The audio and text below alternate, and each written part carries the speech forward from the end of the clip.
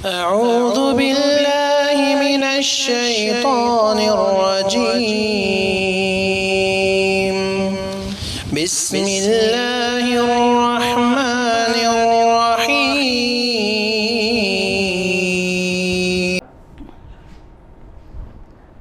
الحمد لله رب العالمين الحمد لله رب العالمين والصلاة والسلام على أشرف الأنبياء والمرسلين وعلى آله وأصحابه ومن تبعهم بإحسان إلى يوم الدين أما بعد اللہ تعالیٰ کا فضل و کرم ہے کہ آج ہمارے سامنے ایک حدیث ہے جو بہت ہی اس میں ایسی باتیں ہیں جو ہمارے لیے آج کے زمانے میں بہت ضرورت ہے، اور یہ حدیث قدسی ہے، حدیث قدسی ہے۔ تو اس حدیث کو ہم پڑھیں گے۔ وقد حدثنا، اس حدیث میں کیا ہے؟ جیسے ہم لوگ آخرت کے حساب کے بارے میں سن رہے ہیں، تو اللہ تعالیٰ کل قیامت کے دن بعض قصوروار بندوں پر عتاب کریں گے۔ قصوروار بندے بولے تو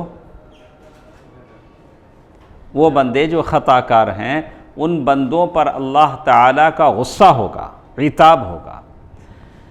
تو صحیح مسلم کی حدیث ہے، ابو ہریرہ رضی اللہ تعالیٰ عنہ سے مروی ہے، کہا قال رسول اللہ صلی اللہ علیہ وسلم ان اللہ تعالی یقول یوم القیامہ یا ابن آدم مرضت فلم، اللہ تعالیٰ کہیں گے اے آدم کے بیٹے، میں بیمار ہوا تو نے میری عیادت نہیں کی۔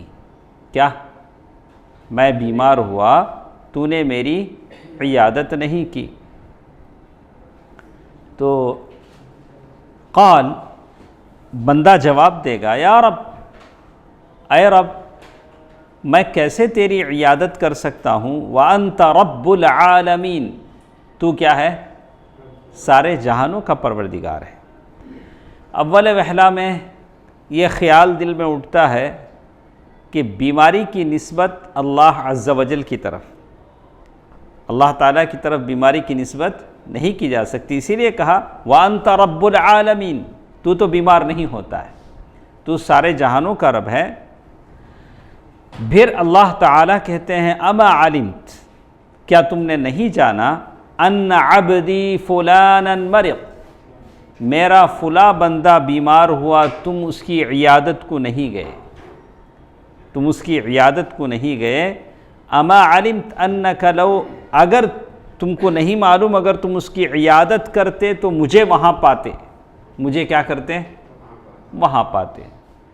تو یہ حدیث کا ترجمہ ہے، ذرا باریک سے اس کو سوچنا چاہیے کہ اللہ تعالیٰ نے پہلے کہا کہ میں بیمار ہوا تم نے میری عیادت نہیں کی، اگر تم وہاں جاتے تو کیا ہوتا؟ مجھے وہاں پاتے۔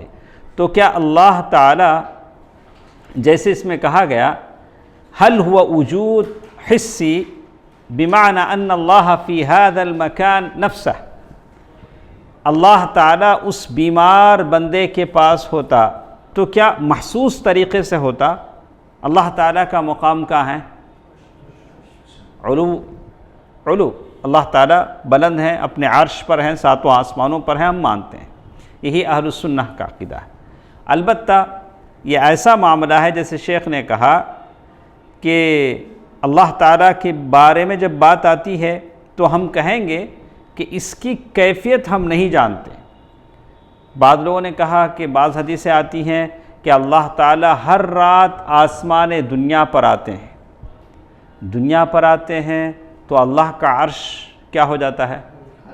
خالی ہو جاتا ہے۔ سبحان اللہ، ہم اس کی تعبیر نہیں کر سکتے، بس اتنا کہہ سکتے ہیں جیسے شیخ نے کہا وَلَا نَدْرِي عَنْ كَيْفِيَّتِهَا كَالنُّزُولِ إِلَى السَّمَاءِ الدُّنْيَا لَا نَدْرِي عَنْ كَيْفِيَّتِهَا، اللہ تعالیٰ کیسے آسمان دنیا پر آتے ہیں اس کی کیفیت ہم نہیں جانتے، تو اس کی کیفیت بھی ہم نہیں جانتے کہ اللہ تعالیٰ کہہ رہے ہیں کہ اگر تم اس بیمار کے پاس جاتے، عیادت کرتے تو مجھے وہاں پاتے۔ تو یہ اللہ تعالیٰ کی خاص باتیں ہیں جس کی کیفیت کو ہم نہیں جانتے، اتنا سوچنے کی مجھے اور آپ کو اجازت نہیں ہیں. بس یہ ماننا پڑے گا کہ ہم نہیں، اس کے بارے میں ہم کو سوچنے کی اجازت، بات کرنے کی اجازت نہیں ہے. تو پہلی بات کیا معلوم ہوئی ناصر؟ بولو. قُلْ نَارُ جَهَنَّمَ أَشَدُّ حَرًّا، کہہ دیجئے کہ جہنم کی گرمی بہت زیادہ ہے، جہنم بہت زیادہ گرم ہے. تو ہم لوگ یہ بتا رہے تھے کہ پہلی بات ہم نے سنا کہ اللہ تعالیٰ کیا کہیں گے؟ اگر تو فلاں بیمار بندے کے پاس جاتا تو کیا ہوتا؟ مجھے وہاں پاتا. تو یہی بات کہی گئی کہ اگر مجھے تم اما علمت انک لو، اگر تم وہاں جاتے لوجدتنی عندہ، مجھے اس آدمی کے پاس تم پاتے. تو اس سے کیا معلوم ہوا؟ یعنی ہم لوگ عبادات میں ماشاءاللہ بہت آگے ہیں، تو ایسے معاملات میں بھی آگے رہنا چاہیے. آپ کو اصدقاء المرضى یعنی بیماروں کے دوست بننا چاہیے. یعنی کوئی بیمار دوا کو سکتا ہے، کوئی بیمار ایسا بھی ہے جس کو ہسپتال لے جانے والا نہیں، تو آپ اس کی مدد کریں، اس کی بیماری میں اسے دلاسا دیں. ہاں، کتنے لوگ ایسے ہیں جو اپنے بچوں کی بیماری کو، بیویوں کے بیماریوں کو لے کے پریشان ہیں. یہ عبادت ہے جیسے اس حدیث قدسی میں بتایا گیا ہے. اسی طرح یا بنا آدم، دوسری چیز، میں نے تجھ سے کھانا مانگا تو نے مجھے کھانا نہیں دیا. اللہ تعالیٰ کیا کر رہے ہیں؟ میں نے تجھ سے کھانا مانگا تو نے مجھے، حدیث میں آپ کو بھیج چکا ہوں واٹس ایپ گروپ میں، حدیث آپ کے پاس ہے، پٹالم یونٹ میں پوری حدیث میں نے آپ کو بھیجا ہے. تو کہتے ہیں کہ میں نے تجھ سے کھانا مانگا تو نے مجھے کھانا نہیں کھلایا. قال یا رب، بندہ کہے گا کہ اللہ میں کیسے آپ کو کھلا سکتا ہوں؟ وَأَنْتَ رَبُّ الْعَالَمِينَ، آپ سارے جہانوں کے رب ہیں. اللہ ہم کو کھلاتا ہے، نہیں اللہ تعالی ہم کو کھلاتا ہے. تو اللہ تعالی کسی کا محتاج نہیں ہے. انتم الفقراء الی اللہ واللہ هو الغنی، اللہ تعالی غنی ہے. اللہ تعالی اس کے جواب میں کہتے ہیں، تو کہا شیخ لکھتے ہیں شوف الفرق فی المریض قال لوجدتنی عنده لأن الله تعالى عند المنكسرة قلوبهم والمريض قلبه منكسر ضعيف النفس ليس كقوة الصحيح في فرحته ونحو ذلك. قال لوجدتني عنده لوجدت ذلك تو یعنی الطعام. تو وہاں کہتے ہیں ایک بات یہاں کہا کہ اگر تم بیمار کے پاس جاتے تو مجھے وہاں پاتے. حدیث کے الفاظ کیا ہیں؟ اگر تم کسی بیمار کے پاس جاتے تو مجھے وہاں پاتے. کیسے؟ اللہ کا وہ اللہ تعالیٰ بہتر جانتا ہے. لیکن یہ بتایا گیا کہ بیمار چونکہ ٹوٹے دل والا ہوتا ہے، اس کے اندر کچھ اندیشہ ہوتا ہے کہ میں زندہ رہوں گا، مر جاؤں گا. تو ویسے بیمار آدمی کے پاس جب جائیں گے آپ تو کیا کرنا چاہیے؟ اسے دلاسا دینا چاہیے. جس ڈاکٹر سے اسے وہ علاج کر رہا ہے اس کے بارے میں کہیں کہ اللہ تعالیٰ نے چاہا تو آپ کو شفا ہو جائے گی. بہت سارے ہیں بیمار کے پاس جائیں گے، جس ڈاکٹر سے اس کا علاج ہو رہا ہے اس ڈاکٹر سے اسے بدگمان کریں گے. جا کوئی یہ ڈاکٹر کے پاس تمہیں آئے نا، ہاں سونے پہ سہاگا.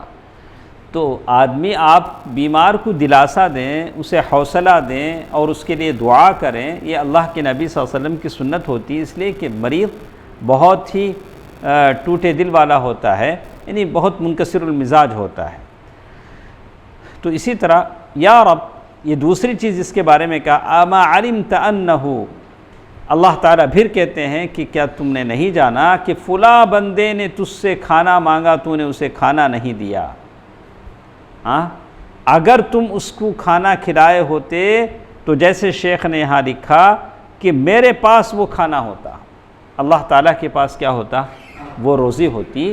تو آپ کسی بھوکے کو کھانا کھلائیں گے تو اللہ تعالیٰ آپ کی روزی روٹی میں برکت دے گا. وَيُطْعِمُونَ الطَّعَامَ عَلَى حُبِّهِ مِسْكِينًا وَيَتِيمًا وَأَسِيرًا إِنَّمَا نُطْعِمُكُمْ لِوَجْهِ اللَّهِ لَا نُرِيدُ مِنْكُمْ جَزَاءً وَلَا شُكُورًا. إِنَّمَا نُطْعِمُكُمْ لِوَجْهِ اللَّهِ، ہم لوگ جو کھلاتے ہیں کس کے لیے کھلاتے ہیں؟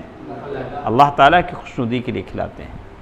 تو کبھی آپ اپنے گھر سے کھانا بنا کے لے جائیں، ہاں کھانا بنا کے لے جائیں خاص کر ایسے پاگل جو کھانا زبان سے مانگ نہیں سکتے، کچھ ہیں جو ان کا کام ہی یہ ہے، لیکن کچھ ایسے پاگل ہیں، دیوانے ہیں جو زبان سے مانگ نہیں سکتے اور زبان کھول کر کسی سے کچھ نہیں مانگ سکتے، ایسے لوگوں کو کھلائیں تو یقیناً اس کا ثواب کیا ہوگا؟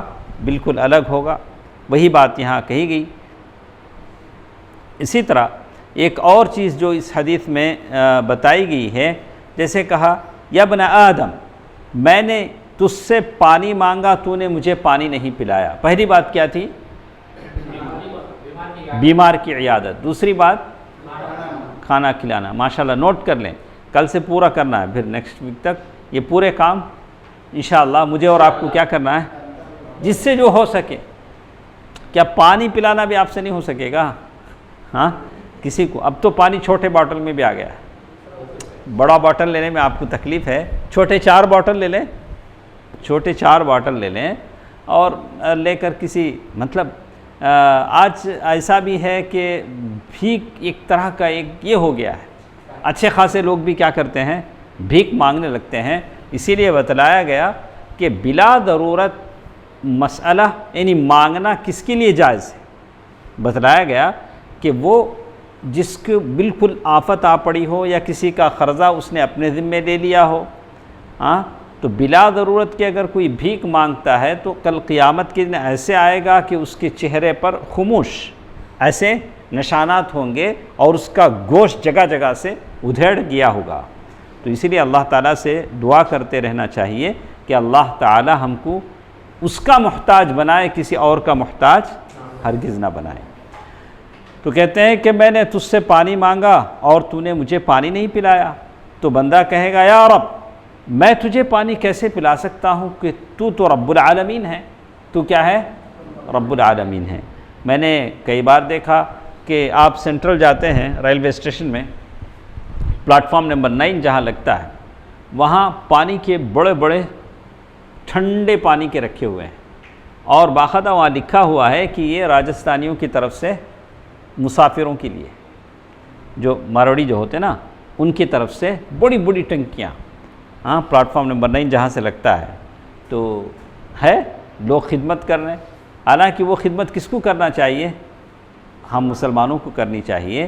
ابن تیمیہ رحمہ اللہ کے بارے میں آتا ہے کہ صبح صبح اٹھتے، فجر نماز پڑھتے، بیت المجانین جاتے تھے۔ بیت المجانین بولے تو مینٹل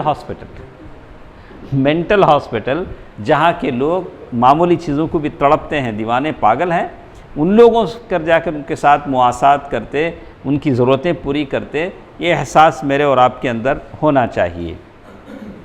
تو یہاں ہی بتایا گیا کہ آدمی یہ سارے کام کرے جیسے اس حدیث میں بتایا گیا ہے، اور جیسے اس میں کہتے ہیں اور باتیں، اس حدیث کتنی باتیں ہمارے ساتھ ہوئیں؟ 3۔ تو یہ بہت ضروری ہے۔ میں اپنے سارے نوجوانوں سے کہوں گا کہ ہم ان چیزوں کو اپنائیں تاکہ اللہ تعالیٰ کی جو مخلوق ہے اسے ہم یہ چیزیں مہیا کریں اور یہ چیزیں ہمارے لیے دعوتی راہ میں ایک وسائل کے طور پر استعمال۔ ہم جب دعویٰ کا کام کرتے ہیں تو یہ ساری چیزیں کیا ہیں؟ وسیلے، ہمارے لیے وسائل ہیں، اسباب ہیں۔ ہم پانی پلا دیں، کسی کو کھانا کھلا دیں، کسی کا علاج کر دیں، اس کو دوسروں نے اپنایا ہے، بڑے بڑے ہسپتال کھولے ہیں، بڑے بڑے دوسرے کام وہ لوگ کرتے ہیں۔ یہ سارے کام میرے نبی نے اس حدیث میں، حدیث قدسی میں کس کو بتلایا ہے؟ مجھے اور آپ کو بتلایا ہے۔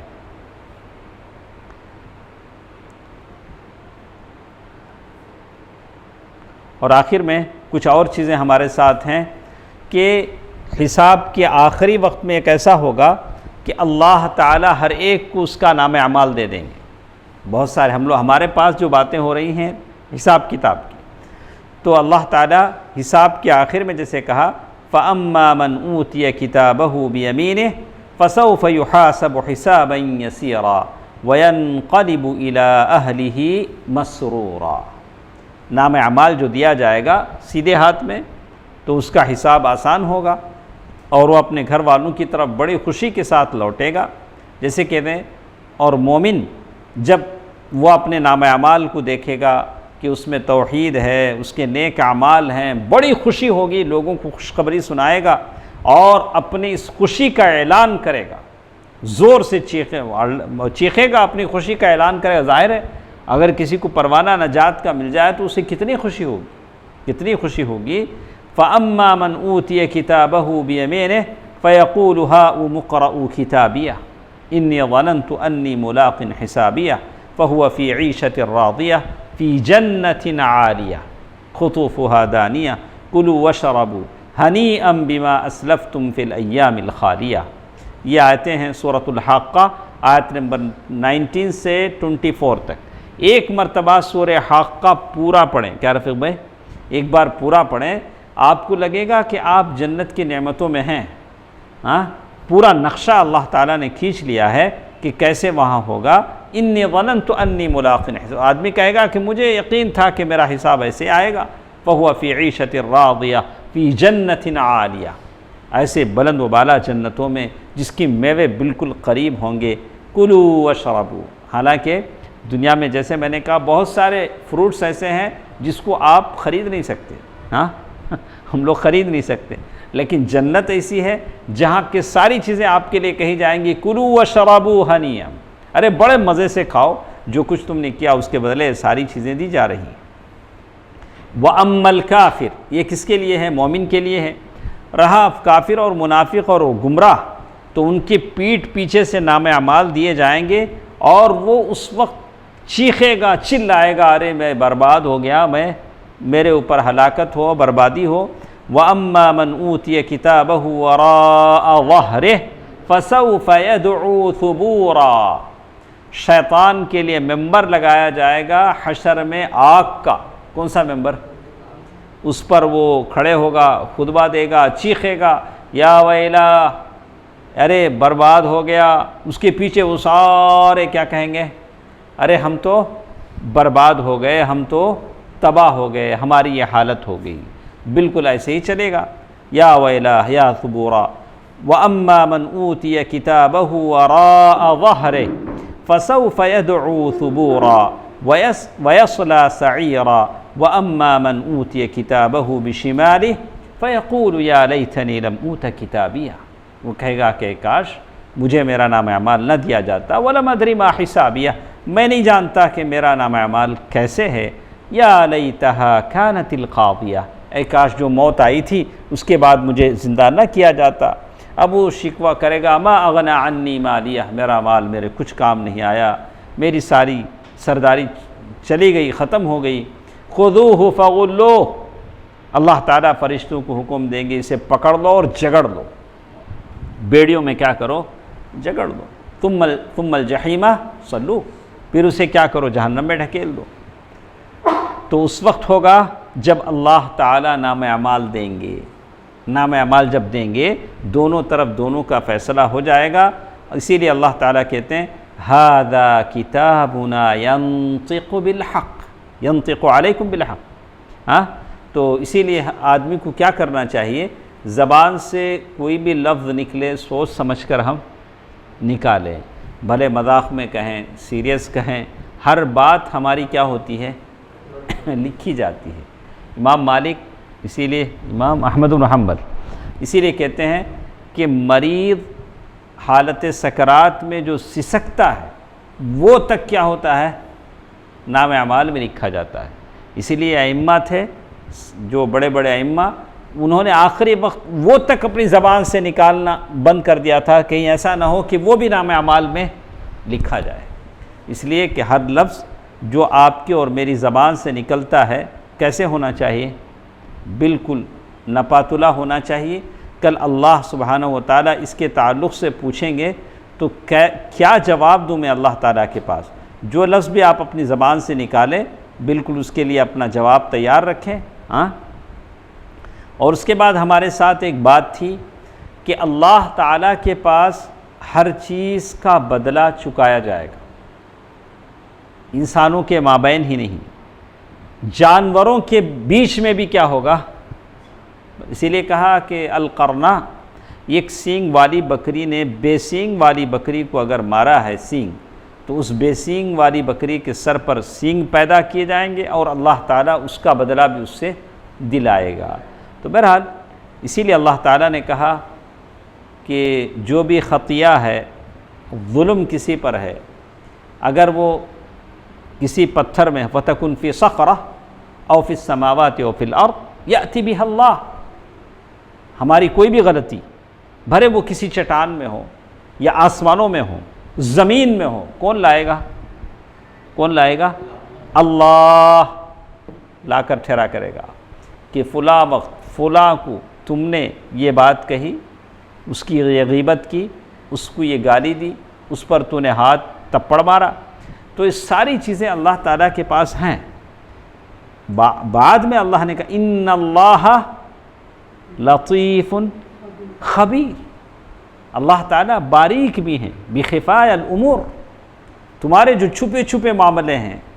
میں کبھی یہ سمجھتا ہوں کہ جیسے بلی آنکھ بند کر کے دودھ پیتی ہے کہ مجھے کوئی دیکھ نہیں رہا ہے، تو ہم کبھی کبھار ایسے سوچتے ہیں کہ ہم کو کوئی نہیں دیکھ رہا، ہمارے اعمال سے کوئی واقف نہیں ہے، لیکن یہ ہمارا دھوکہ ہے، وہم ہے۔ اللہ تعالیٰ نے صاف کہہ دیا ان اللہ لطیف خبیر۔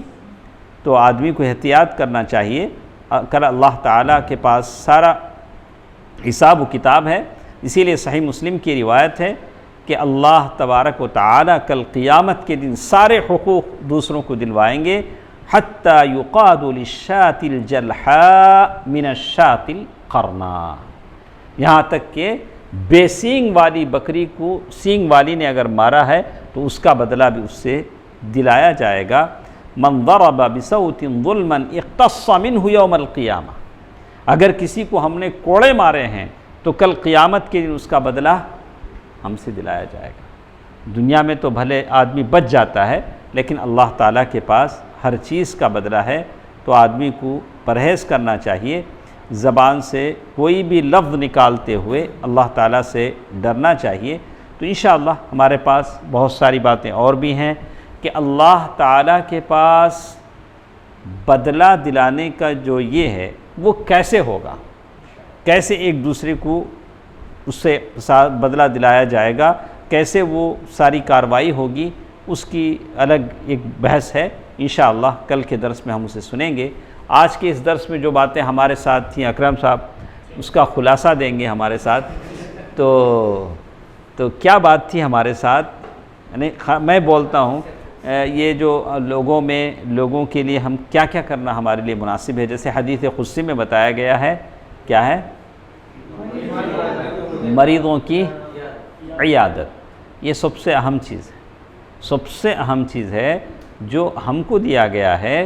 اور ماشاءاللہ اس کے لیے مریضوں کا جو علاج ہوتا ہے یہ ایک حصی علاج ہے، یا ایک آپ دعا بھی دے سکتے ہیں۔ دعاؤں سے پہلے ہوتا تھا کہ جب لوگ نماز پڑھ کے باہر نکلتے تو عورتیں اپنے بچوں کو لے کے ٹھہرتی تھیں، لیکن جاتے زمانے کے ساتھ ساتھ وہ بھی کیا ہو گیا ہے، بہت حد تک ختم ہو گیا، اس لیے کہ ان کے ذہن کو کیا کر دیا گیا، کچھ زہر آلود کر دیا گیا، جس کی وجہ سے ایسے۔ لیکن ابھی بھی الحمدللہ بعض جگہ یہ روایات باقی ہیں۔ تو مریضوں کے ساتھ ہمدردی یہ ہمارا مذہب ہمیں سکھاتا ہے۔